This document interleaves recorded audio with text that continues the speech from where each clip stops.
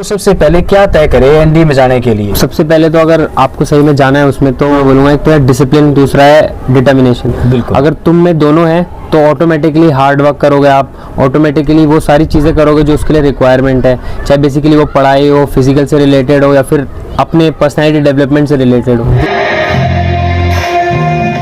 देश की सेवा से बड़ा कोई सेवा नहीं है, ठीक है? तो लोग आए क्योंकि अच्छी सर्विस है, बहुत सारी एंट्रीज बन रही हैं, नए नए लोग आ रहे हैं, अभी तो अग्निवीर आ गए हैं, लड़कियां भी एनडीए में आ गई हैं, आईएनए में भी लड़कियां आ गई हैं, धीरे धीरे करके बढ़ेगा।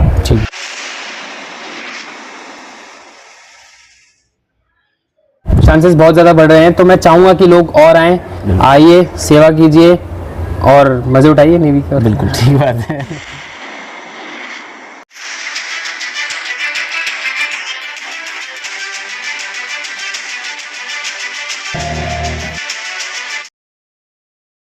कौन बताता है समंदर का रास्ता नदी को, जिनके सिर पे जुनून होता है वो किसी से मशविरा नहीं लेते। इन्हीं पंक्तियों के साथ आप देख रहे हैं हमारा यूट्यूब चैनल और मैं आपका दोस्त संजय ढांडा। और आज हम बैठे हैं महेंद्रगढ़ जिले के बांडोर ऊंची गांव में। मेरे पास में बैठे हैं हाल ही में पासिंग परेड के बाद अपॉइंट हुए लेफ्टिनेंट अंकित तंवर जी। अंकित तंवर जी मेरे साथ क्यों हैं? मोटिवेशनल इंटरव्यू रहेगा आप सबके लिए, उन सब के लिए जिनके बच्चे फिलहाल 10th +1 और 12th के अंदर हैं। मैं कहता हूं कि ऐसी वीडियोस को आप लोग शेयर जरूर करें, क्योंकि बहुत ज़्यादा हद तक कुछ बच्चों के लिए कहीं ना कहीं एक प्रेरणा का काम करें। उनको एक स्वागत आपका पहले तो। Thank you so much. Ankit, सबसे पहला तो यही है कि जैसे जो बच्चे 10th में हैं, +1 में हैं या 12th में हैं, उनके सिर पे एक जुनून सवार होता है कि वो एनडीए के अंदर जाएं। सब तो मैं कहता हूं कि वो सबसे पहले क्या तय करें एनडीए में जाने के लिए? जी, सबसे पहले तो अगर आपको सही में जाना है उसमें, तो जो सबसे मोस्ट इंपॉर्टेंट दो चीज़ें जो मैं बोलूँगा, एक तो है डिसिप्लिन, दूसरा है डिटर्मिनेशन। बिल्कुल। अगर तुम में दोनों है तो ऑटोमेटिकली हार्ड वर्क करोगे आप, ऑटोमेटिकली वो सारी चीज़ें करोगे जो उसके लिए रिक्वायरमेंट है, चाहे बेसिकली वो पढ़ाई हो, फिजिकल से रिलेटेड हो या फिर अपने पर्सनैलिटी डेवलपमेंट से रिलेटेड हो।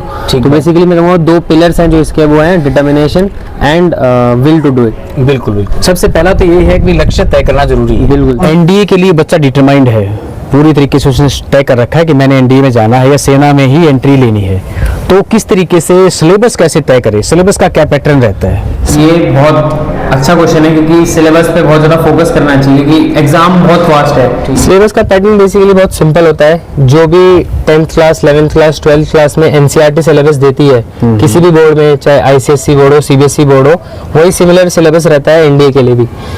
सिलेबस का अगर आप पूरा एक साथ अगर आपको मिल जाए, सारा डेटा मिल जाए, सारा मटेरियल मिल जाए, पढ़ने के लिए प्रीवियस क्वेश्चंस मिल जाए या फिर न्यू एक्सपेक्टेड क्वेश्चंस मिल जाए, तो उसके लिए एक बुक है अरिहंत की पाथफाइंडर। बेसिकली वो बहुत अच्छी बुक है। उसमें आपको डिटेल में विथ ओल्ड क्वेश्चन पेपर या प्रीवियस ईयर क्वेश्चन के साथ हर section wise, history, geography, political, physics, chemistry, maths, general studies में इंग्लिश, स्पेशली मैथमेटिक्स जो 300 मार्क्स का पेपर होता है, उसमें हर उसमें ब्रैकेट में आपको सारे questions with solutions chapter wise मिल जाएंगे। तो ये बुक बहुत अच्छी है, जिसमें अच्छे से दिया गया है सब कुछ।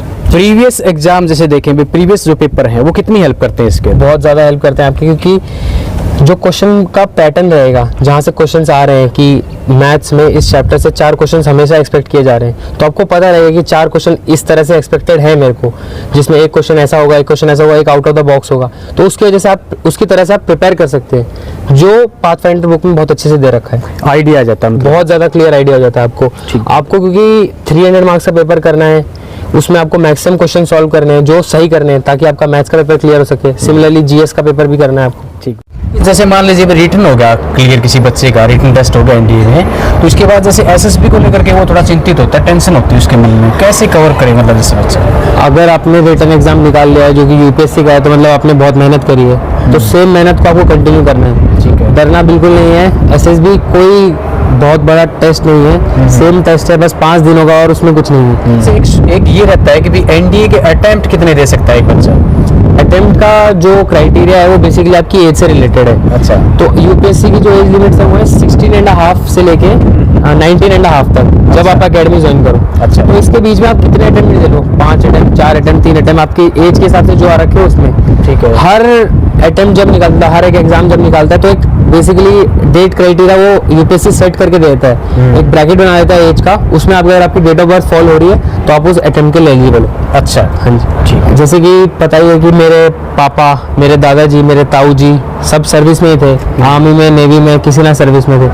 तो बचपन से ही मैंने उन्हें देखा है, समझा है, तो धीरे धीरे करके मुझे भी यूनिफॉर्म में इंटरेस्ट आया। जैसे जैसे करके मेरा इंटरेस्ट डेवलप हुआ, तो बेसिकली मैं कहूँगा कि बचपन से ही अगर आपको सेम अगर क्लास बतानी है तो बेसिकली 8th क्लास से मुझे हो गया था कि हाँ मुझे जाना है तो फौज में ही जाना है। तो धीरे धीरे करके मैंने नॉलेज गेन करना स्टार्ट किया कि कैसी कैसी एंट्रीज होती हैं, कैसे हम जाते हैं, क्या क्या पढ़ना होता है, वगैरह वगैरह करके। तो जैसे करके ये हुआ तो मैं कहूँगा उसके बाद से मेरा मन बन गया था कि हाँ मुझे सर्विसेज में जाना है। अंकित, जैसे आपने बताया कि आपकी फैमिली बैकग्राउंड अच्छा है और सेना से या डिफेंस सेक्टर से जुड़ा हुआ है, तो जैसे एक सवाल यहाँ ये बनता है कि जिस बच्चे के घर में कोई भी सर्विस वाला नहीं है, खास करके डिफेंस सेक्टर से तो या सर्विस सेक्टर जैसे मैं बात करूँ सेना से, तो वो कैसे, वो बच्चा कहीं ना कहीं थोड़ी दिक्कत में तो नहीं माना है, उसको क्या करना चाहिए? नहीं नहीं, ये बिल्कुल गलत धारणा है कि मेरा कोई डिफेंस में नहीं है या फिर कोई बैकग्राउंड नहीं है तो मेरा डिफेंस में कोई काम नहीं है, फिर मुझे बहुत मुश्किल होगी। बिल्कुल गलत है। मैं एग्जांपल देना चाहूँगा, मेरे लगभग 100-150 कोर्समेट अभी पास आउट हुए हैं, उनमें से जो मैक्सिमम लोग हैं अराउंड 60% 70% लोग वो डिफेंस बैकग्राउंड से है ही नहीं। उनका कोई भी चाचा, ताऊ या फिर उनके घर में, परिवार में कोई डिफेंस बैकग्राउंड में है ही नहीं, बट स्टिल वो आए हैं। क्यों? क्योंकि उन्होंने कहीं देखा, पढ़ा, फिर उन्हें अच्छा लगा तो वो लोग आ गए। तो मैं कहना चाहूँगा कि ये बिल्कुल गलत धारणा है कि अगर मेरे डिफेंस में कोई नहीं है तो मेरा डिफेंस में कोई काम है ही नहीं। बताएं कि जैसे पासिंग परेड का तक का सीन बता दें एक बार, कवर क्या होता है, जैसे आपकी ट्रेनिंग से लेकर के और पासिंग परेड में क्या होता है उसके बाद? पासिंग आउट परेड वही है कि 4 साल का जो इवेंट है सबसे बड़ा, जो वहाँ पे एक छोटा सा कैडेट जो फर्स्ट टमर बन के वहाँ आता है, देखता है कि हाँ मेरे 8 टमर्स जो पास आउट हो रहे हैं एकेडमी से, वो अंतिम पग लेते हैं और एकेडमी से स्ट्राइप्स लगा के चले जाते हैं। तो जो सफ़र रहता है बहुत लंबा रहता है, क्योंकि 4 साल की हमारी ट्रेनिंग होती है जिसमें हमें बहुत सारी अलग अलग हर टर्म में पढ़ाई, मिलिट्री ट्रेनिंग, मिलिट्री बेयरिंग, हर चीज़ के ऊपर में ग्रिल किया जाता है। धीरे धीरे करके हर टर्म के बाद जैसे ही टर्म खत्म होता है तो हम एक कदम आगे हो जाते हैं अंतिम पग को लेने के लिए। 25 मई को मैंने अंतिम पग लिया। तो सुबह सुबह हमारी मार्चिंग हुई, मार्चिंग होने के बाद परेड वरेड हुआ, फिर सब लोग इकट्ठा हुए और हमने अंतिम पग ले लिया। अच्छा, बैंड बाजा बजता है? हाँ, बैंड बाजा बिल्कुल। मिलिट्री परेड होती है पूरी, अच्छा, जिसमें मिलिट्री बैंड होता है वो प्ले करता है और धीरे धीरे करके स्लो मार्च में हम अंतिम पग से पास आउट। काफी मजेदार होता है वो, बहुत ज्यादा।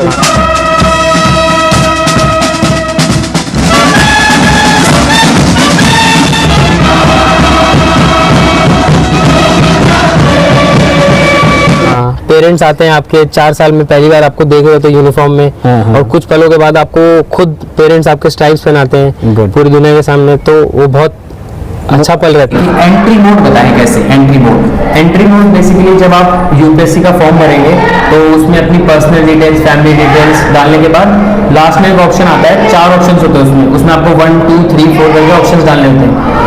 ऑप्शंस होते हैं NDA army, NDA navy, NDA air force और आईएनए।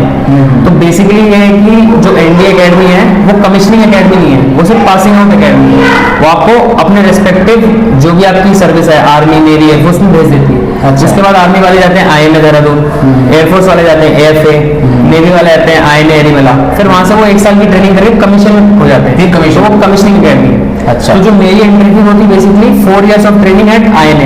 ये कैसे किया? ये डायरेक्टली कुछ नहीं है, जब फॉर्म भरेंगे बस में आप फर्स्ट प्रेफरेंस डाल दीजिए आईएनए।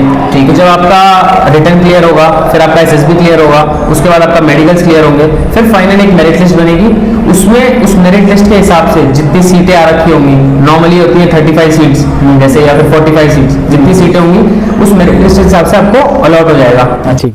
अंकित, न्यू जनरेशन को या जो नए जो बच्चे हैं, एक आखिरी जो संदेश हम कहें कि पॉजिटिव तरीके से जो एनर्जी भर दे, ऐसा क्या कहना चाहेंगे? कहना चाहूँगा कि देश की सेवा से बड़ा कोई सेवा नहीं है। ठीक है, अगर आप एनडीए या फिर किसी भी एंटी सीडीएस से अगर आप थ्रू आप आ रहे हैं नेवी के लिए, नेवी, एयरफोर्स या आर्मी, किसी के लिए भी सर्विस में आप आ रहे हैं तो बहुत अच्छी बात है।